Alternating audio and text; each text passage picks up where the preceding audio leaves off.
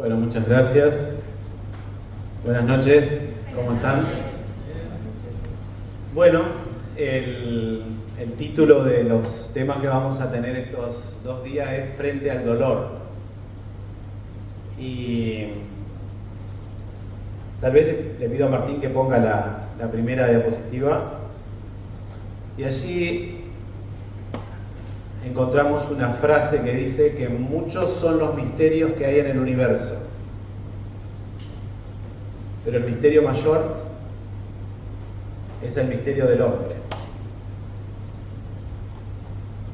Y cuando hablamos de hombre, en este momento vamos a hablarnos de la mente del hombre, de la mente humana, lo misterioso que es la mente humana y cómo nosotros reaccionamos frente a diferentes circunstancias de diferentes maneras. Y en estos días nos vamos a detener en cómo el dolor nos afecta. Vamos a hacer alguna diferencia también entre algunos estadios del dolor que nos va a ayudar para que podamos avanzar en esta línea. Seguramente cada uno de ustedes ha tenido una historia de dolor. Y cuando nos enfrentamos como humanidad a la vida o a la historia, mejor dicho, de toda la humanidad, vamos a encontrar que hay diferentes circunstancias en que la humanidad misma ha vivido grandes momentos de dolor. Y hoy venimos nosotros de una experiencia que fue la experiencia de la pandemia. Y si bien fue sorpresiva para todos nosotros, nuestros antecesores han pasado por otras circunstancias. Algunos hacen una diferencia entre lo que fue la pandemia e inclusive lo que han sido las grandes guerras mundiales. Algunos especialistas dicen que las grandes guerras han hecho que la gente se vuelva resiliente. Y la resiliencia tiene que ver con que, habiendo pasado una situación traumática, yo me preparo para la posibilidad de que venga otra situación traumática. Por eso los abuelitos europeos, ¿qué hacían? Guardaban comida, gastaban poco el dinero, el vestido lo daban vuelta y lo cosían y ahorraban por todos lados por las dudas de que se produjera otro evento similar. Las dificultades nos hacen resilientes. Pero cuando ocurrió la pandemia, los psiquiatras hablaban de que nosotros deberíamos generar en nuestras vidas una inmunidad psíquica. Porque no es resiliencia, no es prepararnos para lo que pueda venir, capaz viene algo parecido. Porque la advertencia que se nos ha dado es que si viniera algo, tampoco sería parecida a la anterior.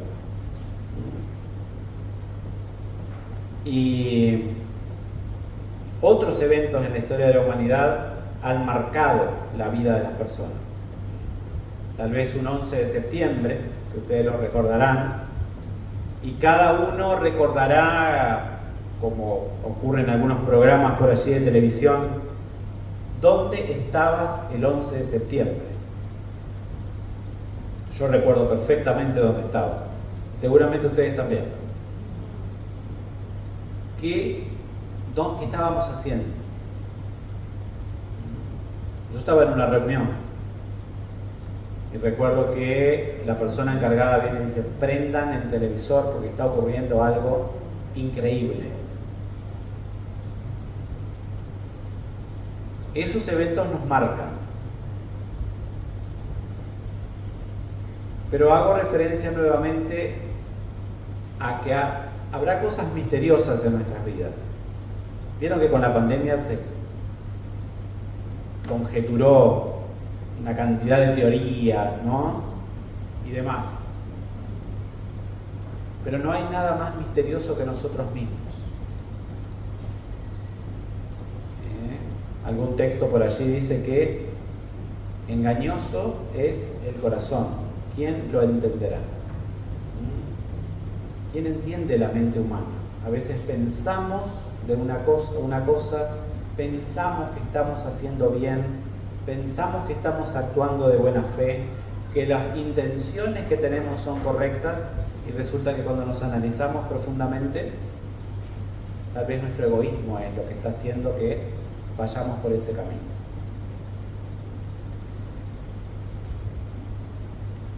Y teniendo en cuenta el sufrimiento, quiero recordarles una historia que me ocurrió personalmente. Yo era preceptor en un colegio con internado. Y un año ese colegio tenía la costumbre de hacer reuniones, una semana especial 2 veces al año. Y la reunión final del año, la semana esa especial, se hizo. Y en un momento se llamó a los jóvenes que estaban a tomar decisiones, a revalorar cosas que tenían, a tener la visión de nuevos valores para su vida. Y la persona que estaba hablando dijo: yo les voy a pedir que aquellos que quieran tomar estos valores para ustedes, o para cada uno de ustedes, vengan acá adelante. Y todos los jóvenes se levantaron menos uno. Fue la única persona que se quedó sentada. Leonardo. Cuando terminó la reunión fue a mi casa. Dice: yo no entiendo nada de lo que dijeron, no entendí nada de lo que el hombre habló, no me iba a levantar por algo que no entendía lo que estaba diciendo, pero si hay algo que vos me podés explicar, explícame, porque yo necesito tal vez tener el mismo ímpetu que tuvieron mis compañeros para pararme e ir y participar. Así que tuvimos una larga charla con él.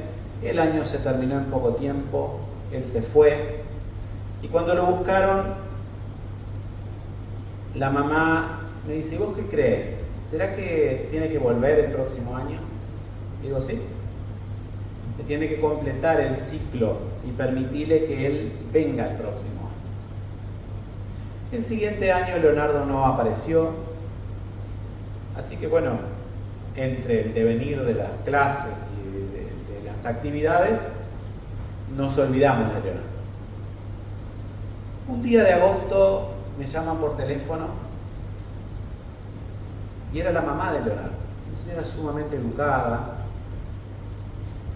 y me dice: Fabio, yo quisiera invitarte a una ceremonia muy especial que vamos a tener mañana a la tarde, y la vamos a tener en función de Leonardo.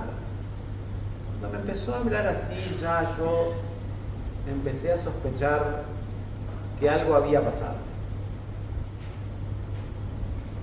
Y la dejé que hablara, y ella me dice: mañana a la tarde vamos a proceder al sepelio de Leonardo, y yo quisiera que nos acompañaras. Leonardo era un chico que había llegado a ese lugar por consumo. Los padres ya no sabían cómo manejar esa situación y él llegó por consumo.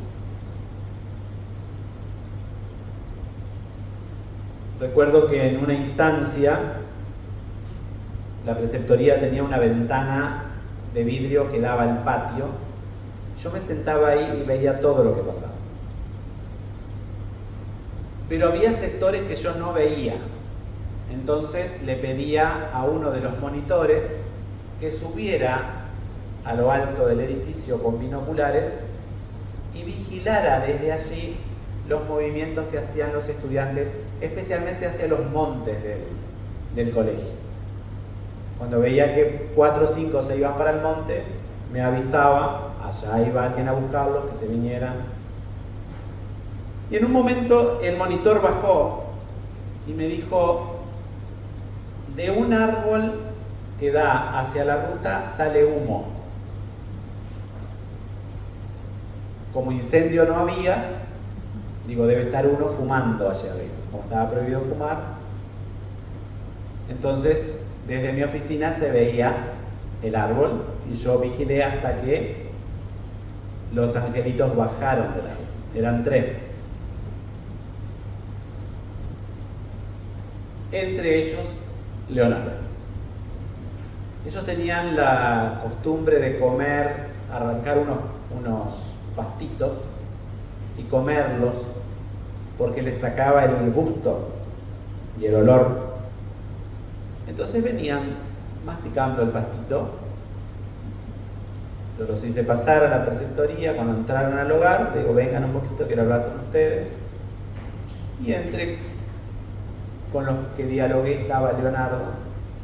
Y fue un muchacho que respondió bien, dijo, disculpe, sí, nosotros estábamos fumando, sabemos que acá no se puede. Cuando vine acá y vi que no había rejas, que era todo libre, pensé que esto era el paraíso. Y resulta que no era tanto.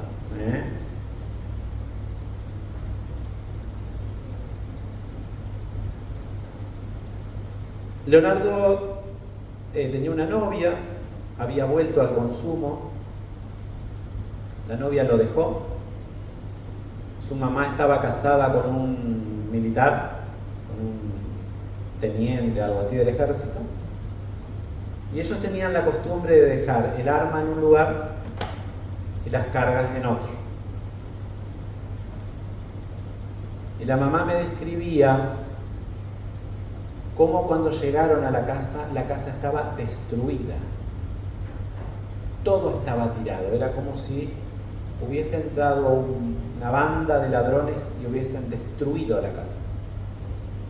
Y él encontró el arma y encontró la carga. Y allí encontraron el cuerpo de Leonardo tirado en su dormitorio.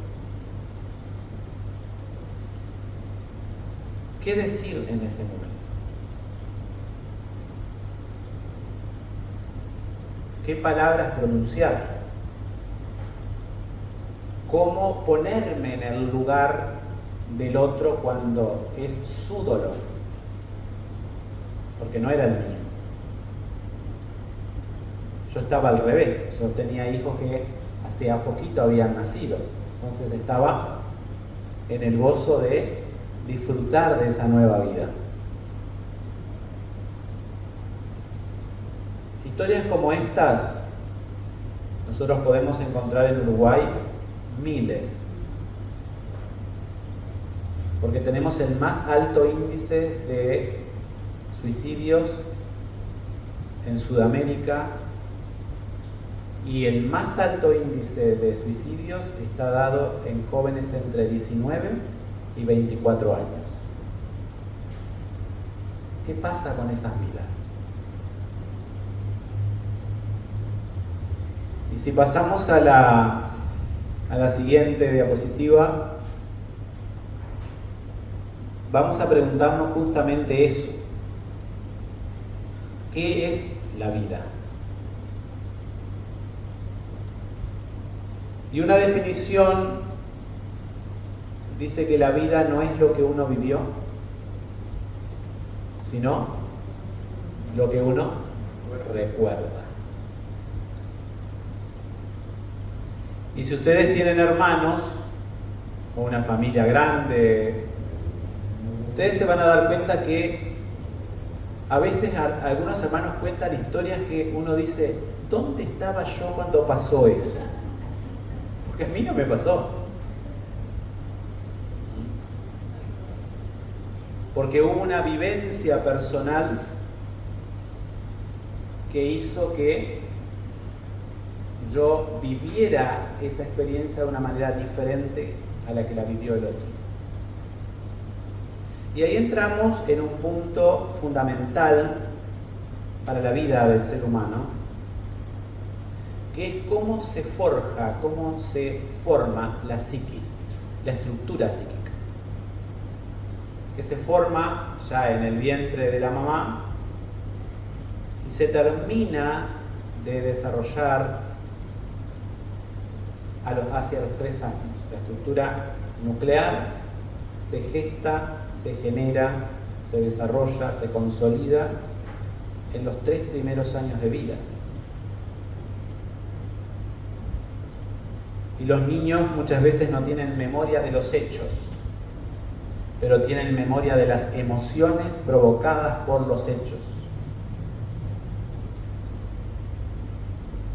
Entonces no es lo mismo ser un hijo deseado que un hijo no deseado. Y allí ya empezamos a vivir una experiencia de dolor. De hecho, el canal de salida y el proceso de salida que hace el niño del cuerpo de la mamá es un proceso doloroso. Y para algunos, más doloroso que para otros. Por eso hay que descartar muchas veces lo que ocurre en la psiquis de una persona. Vamos a lo biológico, a lo neurológico, a lo genético, qué herencia hay, cómo fue el embarazo, cómo fue el parto, qué ocurrió en torno a ese parto.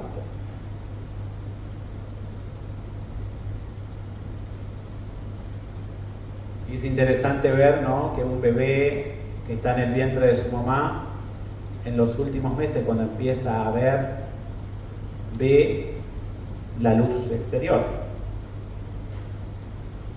Cuando hay oscuridad, cuando hay claridad, escucha.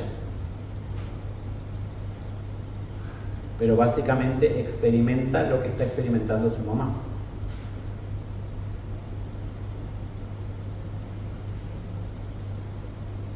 ¿Qué habremos escuchado nosotros cuando estábamos en la panza de mamá?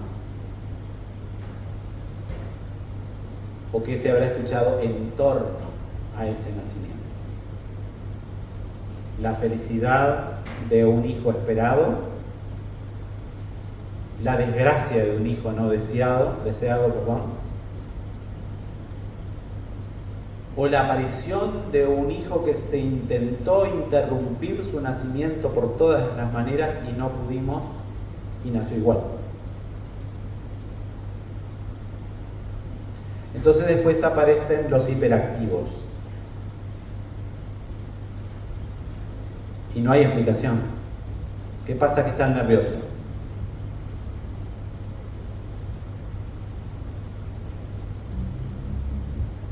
Y si hay algo que genera en las personas esfuerzos hasta exagerados, es lograr ser amado. Hay personas que pasan su vida haciendo esfuerzos para que los quieran.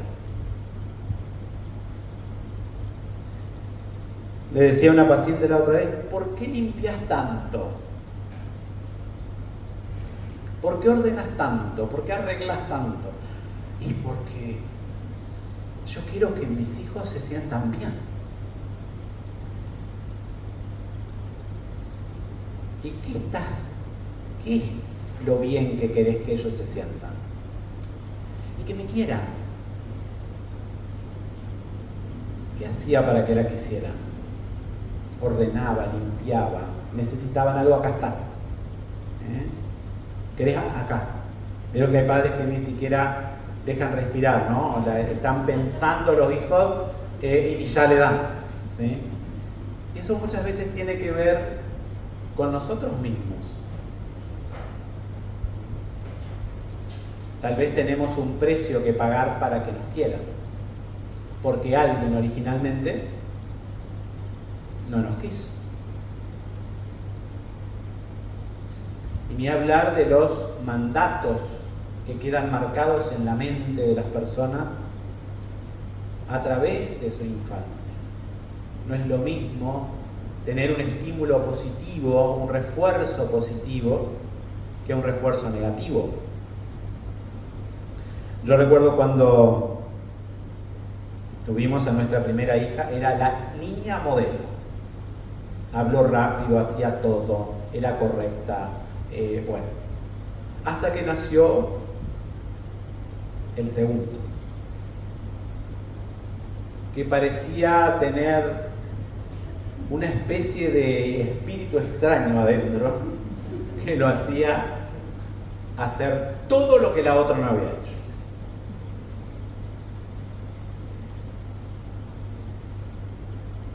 Pretendimos aplicar el mismo método de disciplina con él y no anduvo ni por casualidad. Porque cuanto más afirmábamos el método, peor era la situación. Entonces llegó a mis manos un libro que hablaba justamente del refuerzo positivo. Y decía que cuando un niño desobedece, en realidad nosotros no le tenemos que decir que es desobediente, porque cuando lo definimos como desobediente, él se afirma en su comportamiento de desobediencia para agradar. Hay que decirle que es un niño obediente, amoroso, y preguntarle, ¿por qué hoy desobedeciste? Tarea no fácil, porque naturalmente no sale qué cosa. Es un insoportable, como hago para que se sujete, ¿verdad? Y a poner en práctica eso. Vos sos un nene encantador, obediente. ¿Qué te pasó hoy? Todos los días había que hacer lo mismo, porque todos los días le pasaba lo mismo. Pero es interesante cómo el refuerzo positivo tiene efectos positivos y el refuerzo negativo tiene efectos negativos.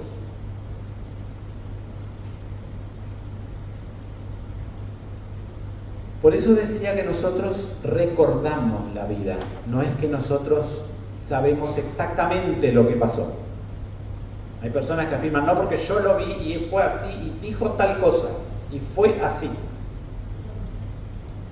Basta ir a una esquina donde ocurre un accidente y pedir que describan el accidente. La señora venía con el celular y justo cuando la persona iba a pasar, ella miró el celular. No traía nada en la mano. Otro dice, no, parece que tomó la cartera que venía al lado. Y el otro dice, no, el que venía mal era el otro. Y, ¿no? Viene la confusión en la descripción. Bueno, esa descripción hacemos nosotros de la vida. ¿Qué nos pasó? Pero que nos pasó por las emociones que estuvieron transversando nuestra existencia. Porque nuestra memoria a largo plazo se consolida con las emociones. Recordamos lo que nos emocionó.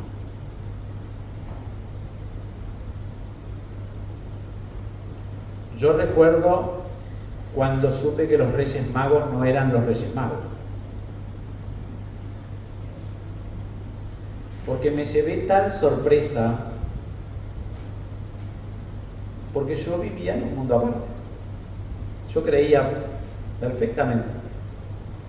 Y una noche veo que mis hermanas iban caminando por la casa envueltas en sábanas y sobre las sábanas salía algo largo, que era verde.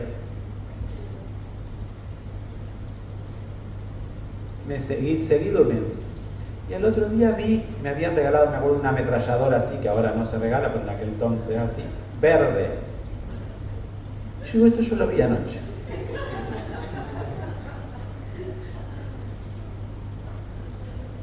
Y mi hermana más grande, ¿qué hizo? Y sí lo viste, sí, ellas lo llevaban, porque los padres son los reyes. ¿Por qué recuerdo? Por la emoción que viví. O sea, no era lo que yo pensaba. Cuando las personas van a terapia, relatan Y el relato que hay que tomar es el relato que la persona trae. Yo no voy a salir a investigar si es verdad. Y el relato que trae es el relato de sus vivencias, cómo vio la vida, qué le pasó, qué lo emocionó, por qué lo recuerda de esa manera o por qué no recuerda. Porque las familias están llenas de álbumes de fotos, relatos familiares, novelas familiares y silencios familiares. Y los silencios hablan más que las fotos y que los relatos.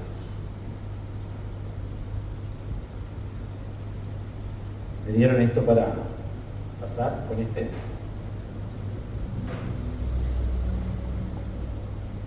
Otro de los aspectos que vamos a ver ahora es que vivimos en un mundo donde lo único cierto es que mañana todo puede ser diferente. Y aparece algo en nuestras vidas que son las discontinuidades. ¿A qué me refiero cuando hablo de las discontinuidades?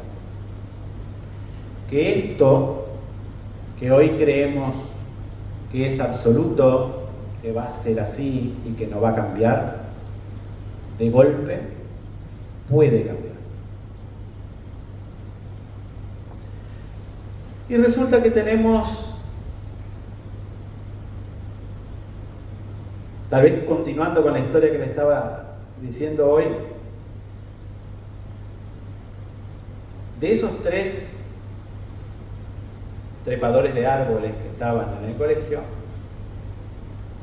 vinieron, se sentaron 2, uno quedó de pie. Dije, bueno, tomen asiento y vamos a conversar. Y él me dijo, yo no me voy a sentar. Perfecto, le digo.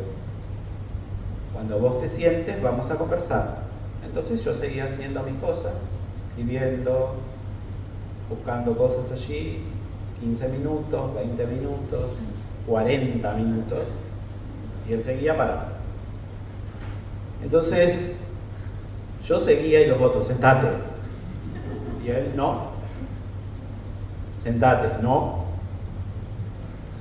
Entonces en un momento le dije, bueno, ¿qué vas a hacer? ¿Te vas a sentar o no te vas a sentar? No, no me voy a sentar. Y si vos querés, nos trompeamos acá nomás. Perfecto, le digo. Muy bien. Le voy a pedir a los otros 2 que se retiren y lo vamos a resolver entre nosotros. Como yo no te puedo pegar porque soy mayor y vos sos menor, me voy a tener que dejar pegar por vos. Así que empezá. A riesgo, ¿no? Cuando vuelvo de cerrar la puerta, que los otros se fueron, él estaba parado y cayó literalmente sobre la silla. Y empezó a llorar, a llorar, a llorar, a llorar, a llorar, a llorar. Y a contar cuál era su dolor, cómo manifestaba su dolor, enfrentándose, peleando, argumentando, pero era dolor. Así que después que lloró todo lo que quiso, se convirtió en esos chicos que vos decís, ojalá nunca se vayan del colegio. Tocaba la guitarra en las reuniones, cantaba en el patio, feliz. Pero él pudo expresar su dolor. Así como cambió eso repentinamente en esta historia, nuestras vidas cambian repentinamente. Estamos felices, contentos y de repente mi hijo tiene cáncer. ¿Qué pasa con tu vida cuando tu hijo tiene cáncer? ¿Qué pasa con tu vida cuando te dicen a vos que tenés 3 meses de vida? ¿Cambió o no cambió? Nosotros que nos sentimos omnipotentes, que sentimos que nos llevamos el mundo por delante, que todo lo podemos, de repente ocurre algo. Y a todos nos ha pasado algo de eso. Y aparece en nuestras vidas nuevamente el dolor. Porque nuestra vida no es una línea recta o ascendente. Y es algo que en esta última época nos han intentado hacer creer. Hay unos lugares que se llaman los no lugares. Socialmente se llaman los no lugares. Que son, por ejemplo, los shoppings. Los shoppings son no lugares. Porque son lugares no habitables en los que no pasa el tiempo, en los cuales no hay noche y todo es perfecto. Cuando tengo calor, me voy al shopping. ¿Por qué? Porque hay temperatura ideal. Todo está lindo en las vidrieras. Nadie pregunta quién soy. El tiempo no pasa. No hay un reloj. Fíjense que no hay relojes. Porque son sitios creados para que deambulemos sin el sentido de la temporalidad.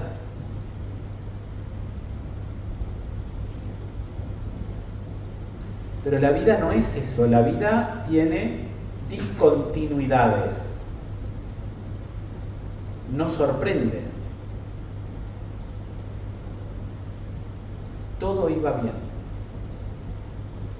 hasta que todo parece ir mal.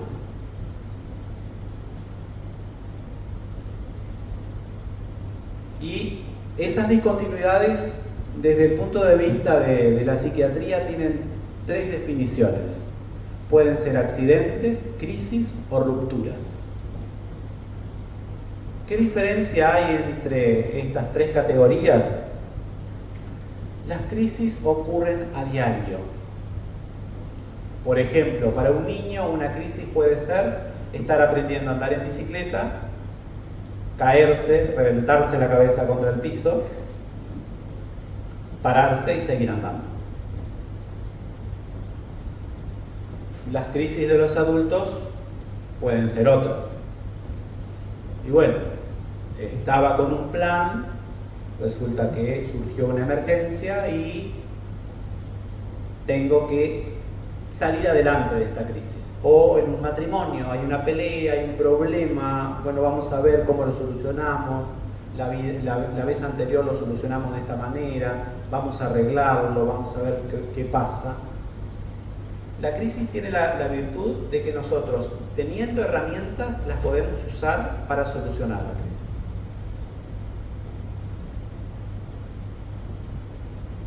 Perdón, el accidente.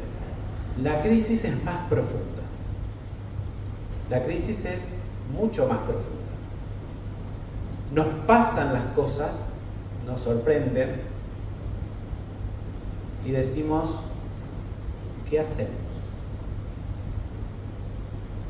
Y ahí es donde levantamos los ojos y decimos, ¿quién nos puede ayudar?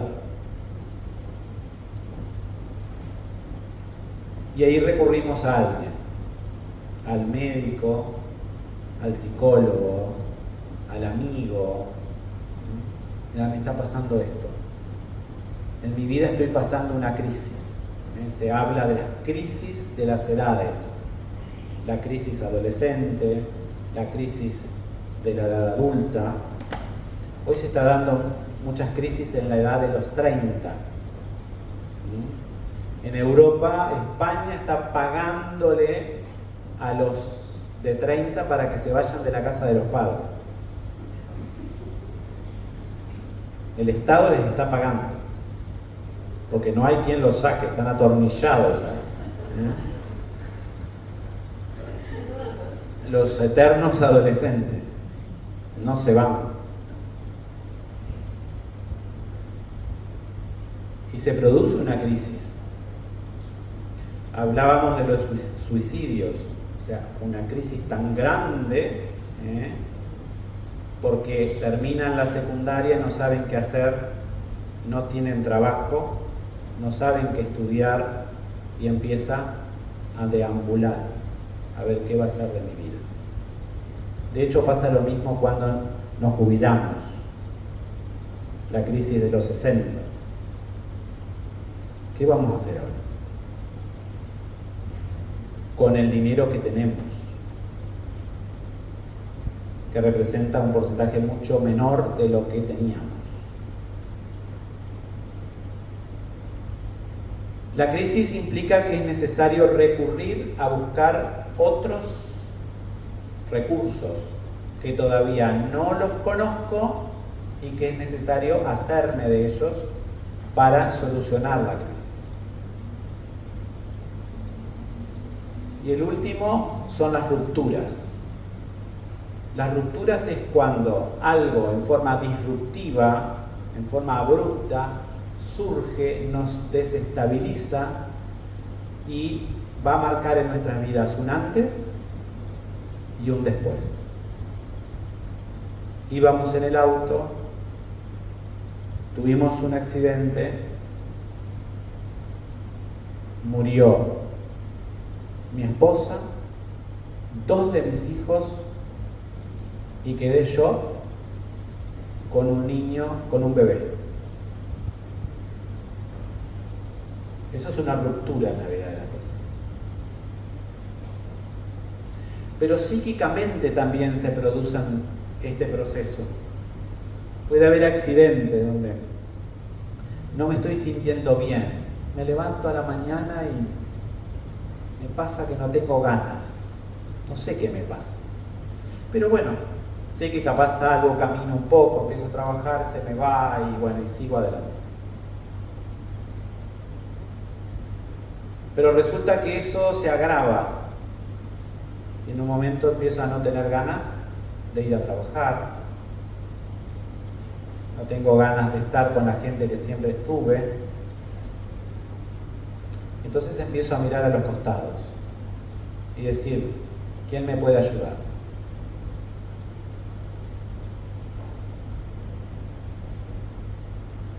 Pero la ruptura tiene que ver con cuando la psiquis se rompe, cuando el dolor nos rompe la psiquis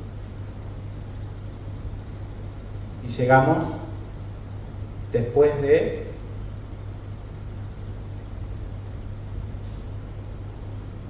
una situación límite.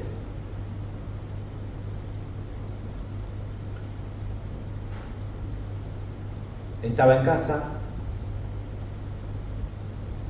tranquila, descripciones que la gente hace, ¿no? Estaba en casa, tranquila, tomando mate, y mi esposo dijo, vamos para adentro porque nos quieren matar.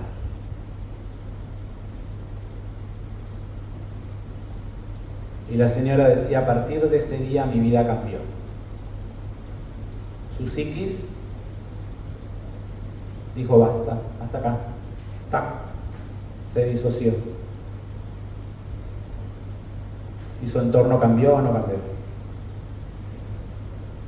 Tienen a un ser que era uno hasta hace una hora atrás y de repente es otro.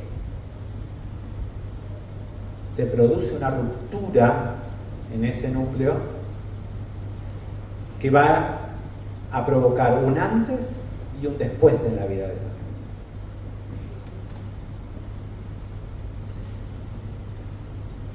Y tal vez recordando la experiencia en ese colegio, un día estaba cortando el pasto, porque entre tantas cosas que se hacía también cortaba el pasto, que no es mi arte, pero lo hacía. Hay una especie de tractorcito que había que usar. Yo lo usaba más como para jugar que para cortar, porque me entretenía un rato.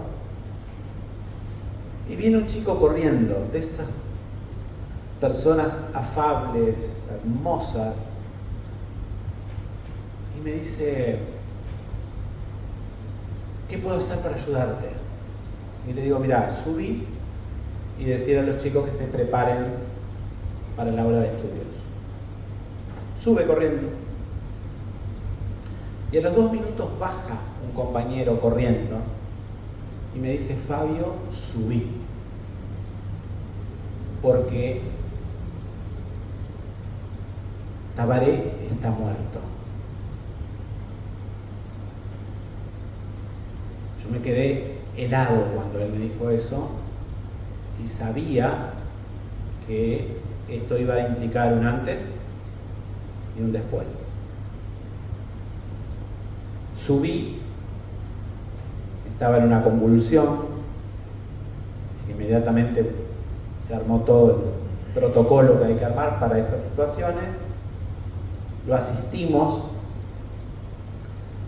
y cuando llegamos al centro de asistencia, la médica me dice: primero sentate, porque te vas a desmayar. Yo tenía 24 años. Y en segundo lugar, llama a los papás, porque este chico tiene muerte cerebral, lo vamos a mantener con las máquinas hasta que ellos vengan y vamos a prepararlos y prepararlos porque lo vamos a desconectar. 17 años. Único hijo varón. Yo tenía que decirle a los padres: mira papá, mira mamá, ustedes van a entrar, lo van a ver, van a estar con él, pero en realidad lo que ustedes van a ver es a una persona que está mantenida, no se lo iba a decir así, pero en definitivas, mantenida para que ustedes pudieran verlo con vida. El papá nunca más me saludó. Me veía y me evitaba. Y un día se acercó y me dijo: yo no tengo nada contra usted, pero yo lo veo a usted y recuerdo que fue usted el que me dijo que mi hijo estaba muerto. Esa familia tuvo un antes y un después.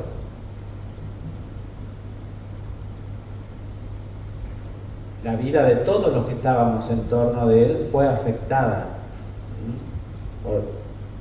por ese incidente que pasó. Y vuelve a aparecer el dolor. Porque, como decía, la vida no es recta.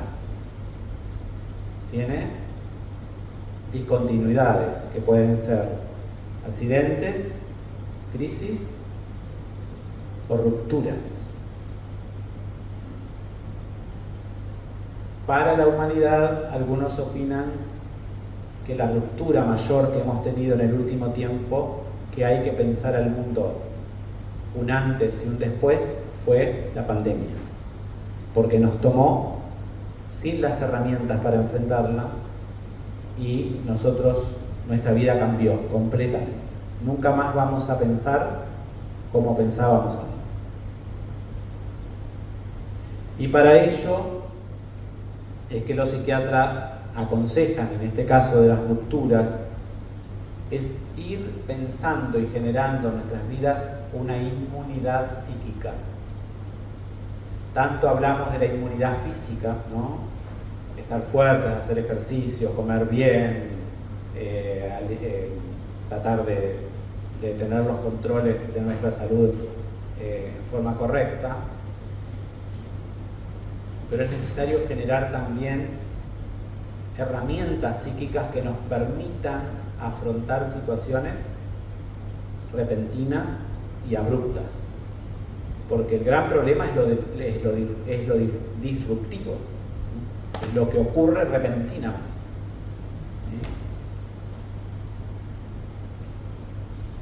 ¿Sí? Y ahí aparecen estos elementos. En primer lugar, la incertidumbre.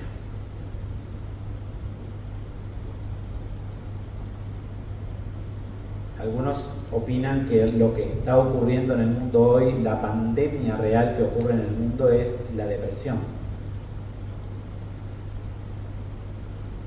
que es un tema aparte. Pero en realidad hay un sentido sin sentido.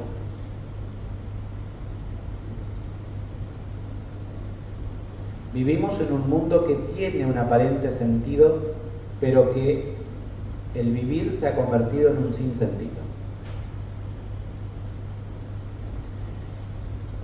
Y la humanidad en general está viviendo una etapa que los expertos le llaman la etapa de la adolescencia de la humanidad.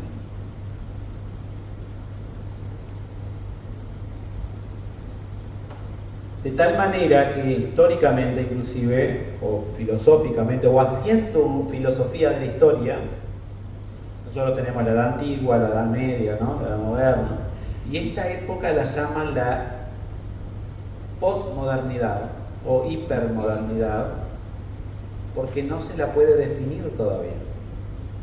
Estamos después de los modernos, pero no sabemos quiénes somos. ¿Cómo nos vamos a definir? Como humanidad.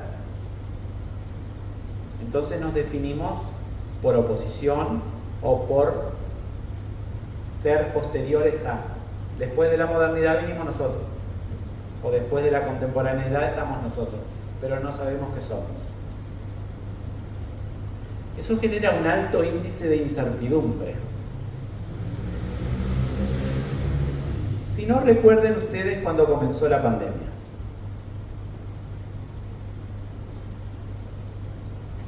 El virus está en todos lados.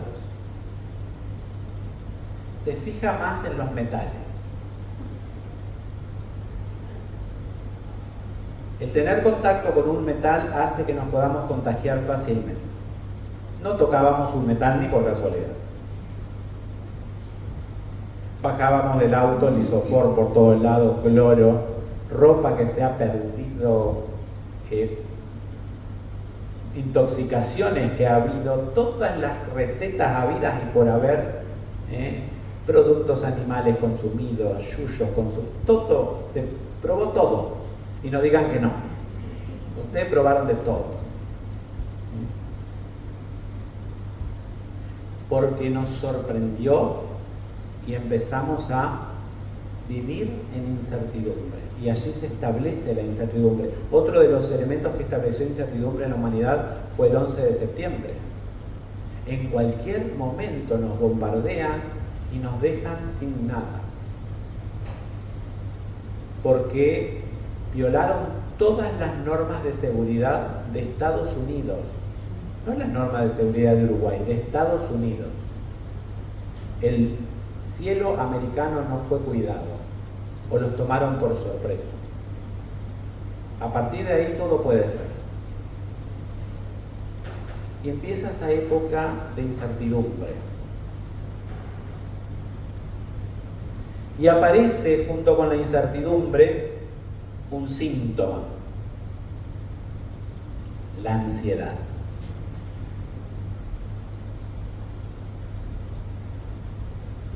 Y allí empezamos a mirar. Físicamente ya nos damos cuenta. Cuando alguien comienza a hablar y comienza a mover el pie, ¿no?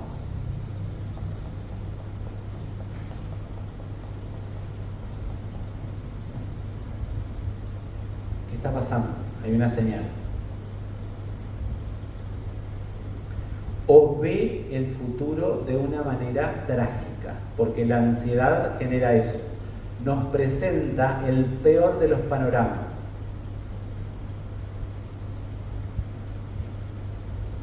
Mi hija salió. ¿Con quién se va a encontrar? Porque yo el otro día estaba pensando que ella sale, siempre sale a la misma hora, entonces ella se debe estar encontrando. Y empezamos a buscar con quién. Y la ansiedad nos muestra el peor de los candidatos, es con él. Con el que no tiene futuro, con el que no estudia, con el que es vago, con ese debe estar encontrándose. Y empezamos a generar una historia. Y somos especialistas en generar historias. Nos hacemos toda la película. Resulta que todos los días sale a encontrarse con una amiga porque tienen ganas de adelgazar y la amiga, no sé, toma un té todas las noches a las 7 de la tarde y ella no quiere decir en la casa que toma ese té y se está tomando ese té. Pero las semanas que pasaron entre que empezó a salir y que nos enteramos que estaba tomando té, se generó la instancia de ansiedad. Lo peor, está pasando lo peor, está pasando lo peor. ¿No les pasa a ustedes eso con otros aspectos de la vida? Con los vínculos, con la economía. Si con el aguinaldo y el salario vacacional no me da, me imagino lo que debe ser enero, que tiene 365 días.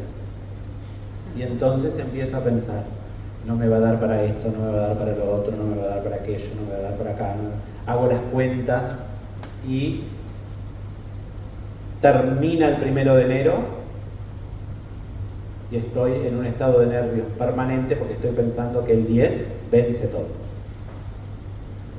Pero fue algo que yo generé en el transcurso de los días. Eso va a afectar mis relaciones interpersonales también. Porque voy a tener mis niveles de tolerancia mucho más bajos y voy a tolerar menos a los que están en torno de mí. Vivir en incertidumbre hace que vivamos generando en nosotros un estado de ánimo perjudicial para nosotros mismos. Así nos enfermamos. Porque el 90% de las enfermedades comienzan acá.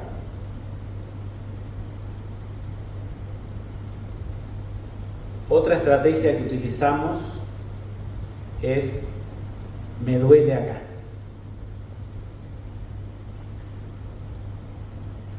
¿Qué será? Dolor en el lado izquierdo con punzaciones cada 4 o 5 minutos. Google. Y ahí dice, ¿es posible que esas pulsaciones se generen por un órgano que está funcionando mal y que puede ser? Y ahí aparece la lista. Un dolor muscular, una infección renal, cálculos en los riñones, cáncer de riñón. ¿Cuál es la que elegimos? Cáncer. Tengo que tener cáncer. Y ahí empiezo. ¿Qué promedio de vida tienen los que tienen cáncer de riñón? Y el pensamiento en bucle empieza en un punto y va ampliándose, ampliándose, ampliándose, ampliándose. El patrón me dice, mira, vamos a hacer un recorte de personal. Me va a echar. ¿Qué va a pasar? Tengo cuentas, tengo esto, tengo lo otro, tengo lo otro, tengo lo otro. La semana siguiente dice, pues sabes que no solucionamos el problema y no vamos a hacer recorte. Y de hecho, si recortáramos, el último que saldría serías vos. Toda una semana yo pasé angustiado pensando que me iba a pasar. Lo que no me pasó. Pero la mente no sabe si yo estoy generando un pensamiento ficticio o real. Recibe la información que yo le doy.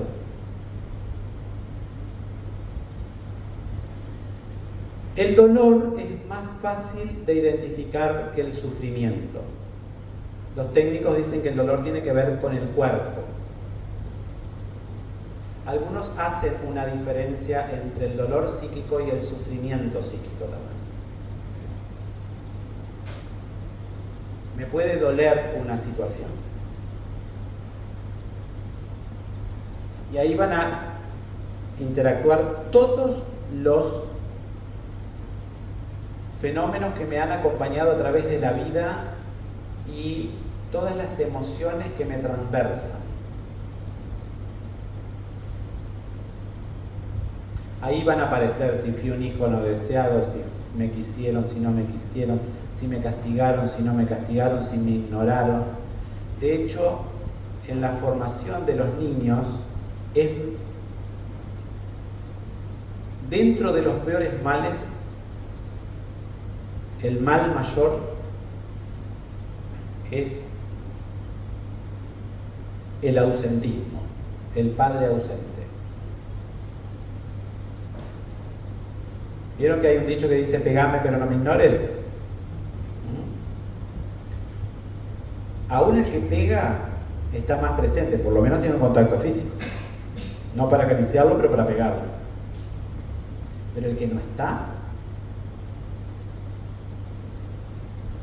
Hay un libro de Sinai que se llama La sociedad de los hijos huérfanos y habla de nuestra sociedad.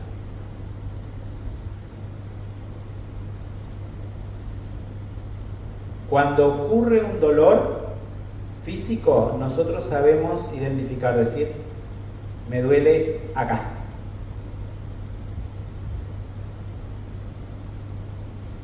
Lo peor que puede pasar es el dolor generalizado. Me duele todo, como decimos, no sé dónde me duele todo.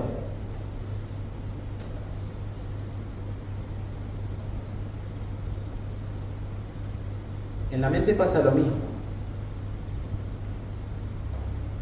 Y nosotros tenemos muchas dificultades para manifestar nuestras emociones. Una persona está enojada y no tiene la capacidad de decir estoy enojado. Pone mala cara. Y el otro tiene que adivinar.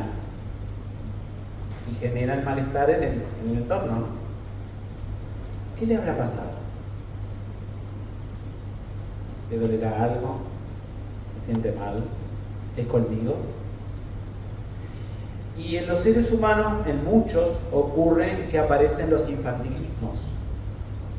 Los niños creen que todo lo que pasa en la casa es por culpa de ellos, o tiene una razón con ellos. Si mamá está contenta es porque estoy yo. Si mamá está triste es porque yo hice algo malo. Si papá se fue, ¿por qué se fue papá? Algo yo hice para que él se fuera. Y es triste escucharlo. Cuando los niños te dicen, papá se fue por mí, y vos tenés que convencerlo que no se fue por vos, se fue por voluntad propia, que el niño no tiene nada que ver en el asunto.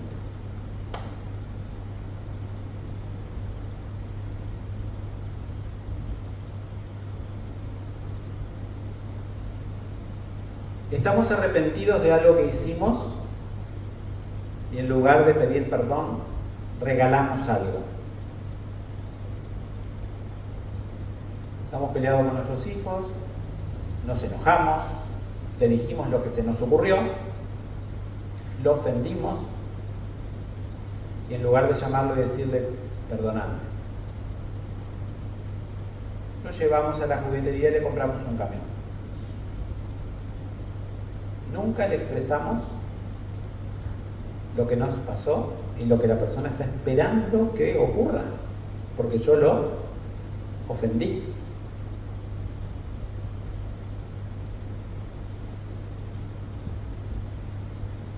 Esas situaciones provocan dolor,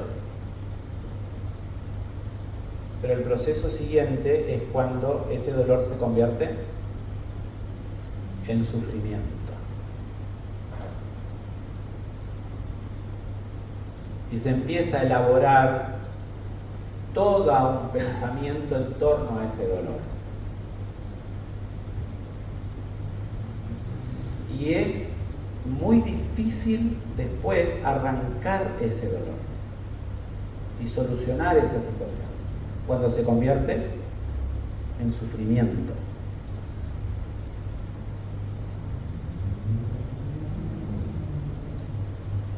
Y la ofensa es uno de los elementos mayores que existen en los hogares en general.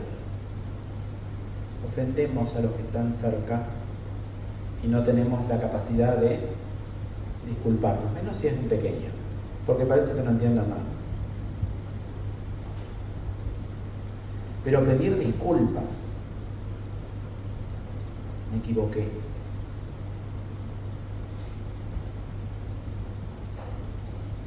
Yo aprendí eso tempranamente porque yo me crié en un hogar donde no se pedían disculpas.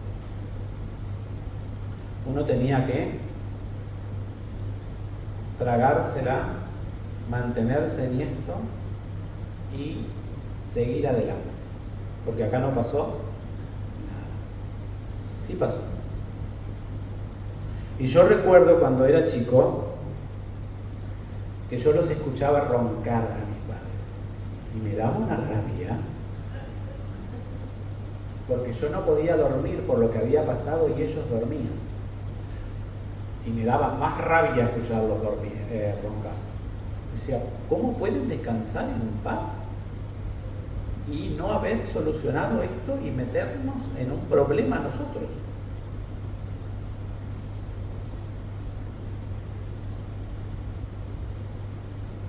Y eso se convierte en el sufrimiento.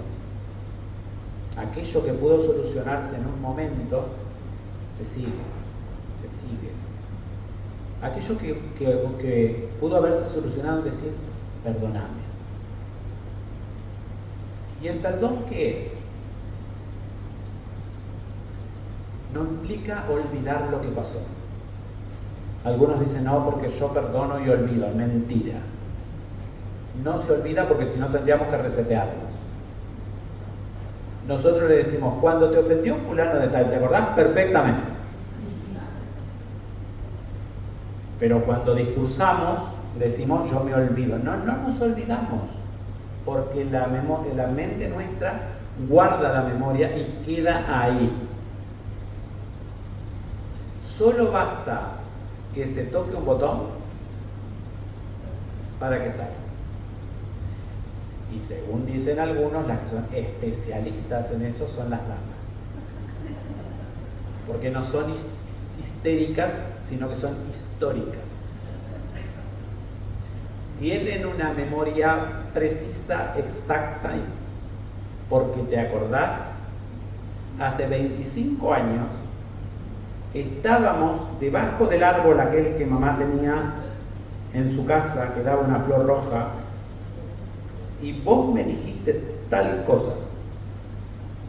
El otro ni se acuerda lo que pasó, ni que había un árbol. Pero cuando queremos recordar, recordamos. El perdón no consiste en olvidar, porque no podemos olvidar. A menos que entremos en un Alzheimer o en una demencia o en una amnesia temporal. El perdón consiste en que recordando yo puedo tratar a la persona que me ofendió como si no lo hubiese hecho. Es una decisión. Para que el dolor no se convierta en sufrimiento. Pero para evitar que el dolor del otro se convierta en sufrimiento, yo tengo que actuar en consecuencia. Evitar que llegue al sufrimiento cortando. Perdóname.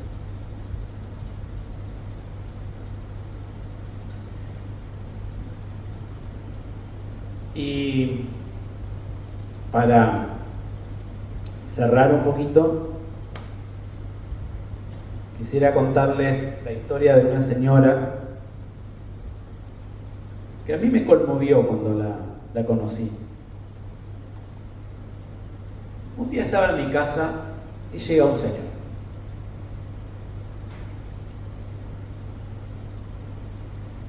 Y dice, quiero hablar con usted. Sí, le digo. Y le dice, yo vengo de Estados Unidos y vine a hablar con usted. No sabía quién era,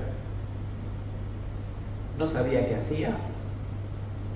La única información que tenía era que había venido de Estados Unidos. ¿Qué hacía en mi casa? No sabía. Yo vengo a pedirle a usted que usted pueda visitar a alguien.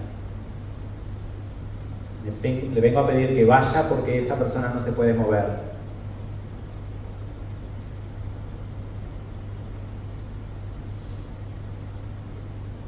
Bueno, está bien. Dígame la dirección. Pero antes le quiero contar una historia. Para que usted entienda por qué le pido que usted vaya. Hace unos años, estando casado, yo conocí a esta señora. Y fuimos amantes.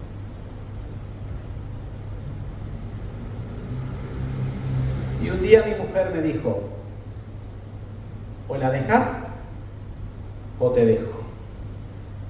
Y no solamente la vas a dejar, sino que si la dejas nos vamos a ir a vivir a otro lado, lejos, para que no la veas más. Y terminé viviendo en Estados Unidos.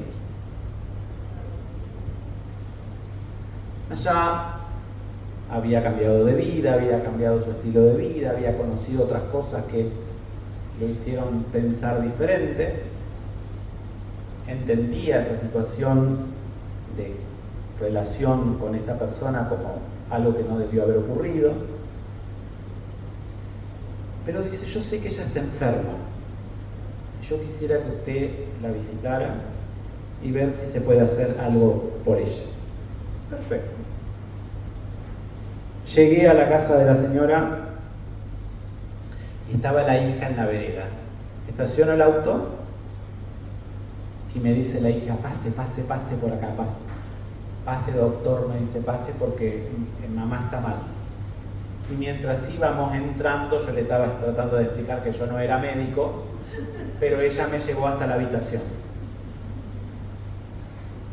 Ahí en la habitación, una habitación que estaba llena de hongos, cerrada completamente, y la señora acostada.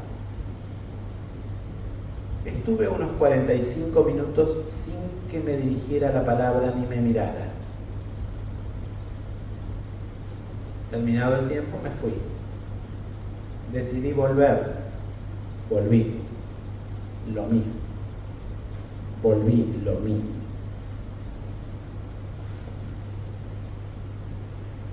Pasaron unos días y seguía yendo y un día me miró. Una señora con unos ojos azules hermosos.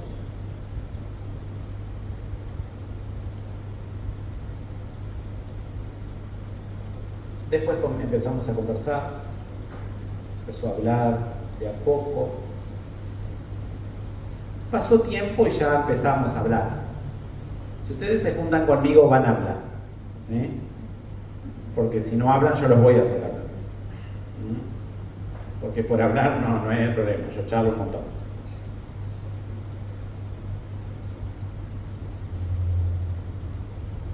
Y la señora un día me dijo, yo quiero decirte algo que nunca lo he dicho en 9 años. Y hace 9 años que estoy acá, en esta cama.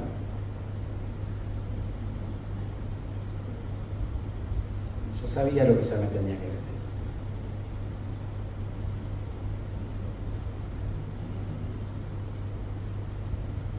Yo le fui infiel a mi esposo.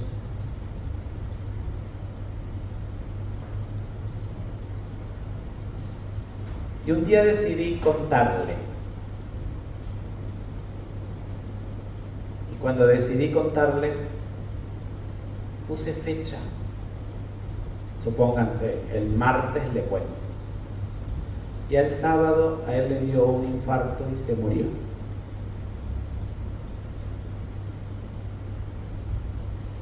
Yo cargo con la culpa de haberlo engañado y de no habérselo dicho. Y esa culpa me llevó a la cama.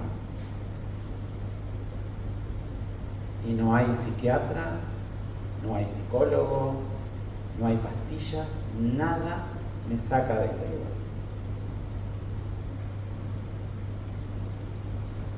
Yo ya sabía la historia. Me hice el sorprendido, la escuché con atención Y seguí yendo. Un día voy, tenía las cortinas corridas. Pues voy, me esperó sentada.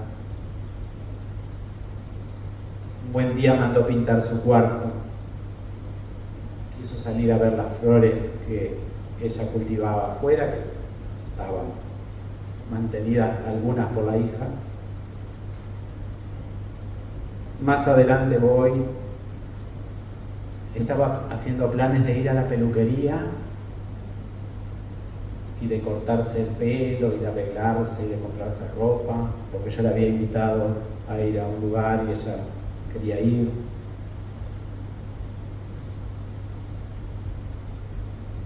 Nueve años. La mayoría de las personas que entran en esos estados de ruptura en sus vidas están en esa situación cargando culpas, sintiendo culpas, de diferentes temas, no pudiendo perdonar o no pudiendo perdonarse. Lo cierto es que la vi salir, andar, seguir con su vida, ¿no? Con una vida diferente. ¿Qué hizo la diferencia? Un día decidió sacar, contar, simplemente contar. Más todo el proceso que viene después, ¿no? De poder arreglar la vida consigo mismo.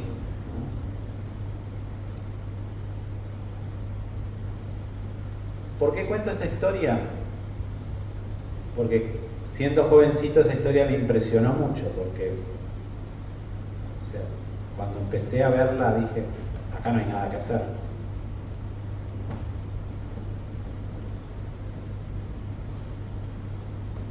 Y en esto tenemos que tener en claro que el dolor transversa toda la historia de la humanidad. Nosotros vivimos en un mundo de dolor. Siempre hay dolor. Siempre pasa algo que nosotros no queríamos que pasara. Siempre algo disruptivo puede aparecer en nuestras vidas, a lo inesperado.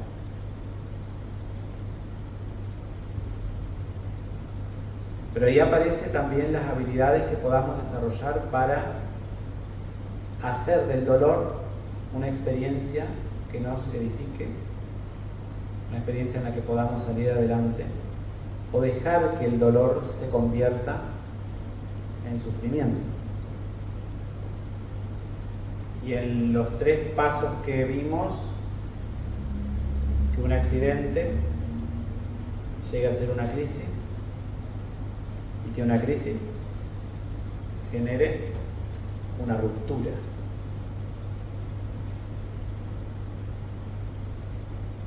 Entre tanto haya herramientas para que nosotros podamos arreglarlo, vale la pena hacernos de las herramientas para tener una salud tanto física, mental o espiritual adecuada. Si ocurre, por supuesto que puede ocurrir algún imprevisto habiéndome cuidado toda la vida y habiendo tratado de ser una persona sana. Pero sí es necesario que nosotros tengamos en cuenta las herramientas que necesitamos para poder tener una vida sana. La propuesta nuestra en estos 2 días es que hoy tratáramos el tema del dolor. Dijimos que el hombre es un misterio, la mente nuestra es un misterio, es inentendible. ¿Por qué actuamos como actuamos? Porque vivimos como vivimos, porque hacemos las elecciones que hacemos. Que nuestra vida no es una continuidad sino que está llena de discontinuidades, que esas discontinuidades pueden ser accidentes, crisis o rupturas, y que es necesario hacernos de herramientas para poder evitar que los procesos sigan y que lleguemos a instancias de no poder solucionarlo. O creer, como ocurre en algunos casos, que terminar con la vida signifique solucionar, cuando en realidad lo que se busca es solucionar un problema, y se ve esto como una solución. La propuesta para mañana es ampliar un poquito más la dinámica que estamos siguiendo hoy y poder ver herramientas que nos permitan afrontar las diferentes etapas de accidentes, crisis o rupturas para proyectarnos con un futuro donde aparece una palabrita que la vamos a usar mañana bastante, que es la esperanza, ¿no? Que es la que nos proyecta hacia una instancia de vida diferente.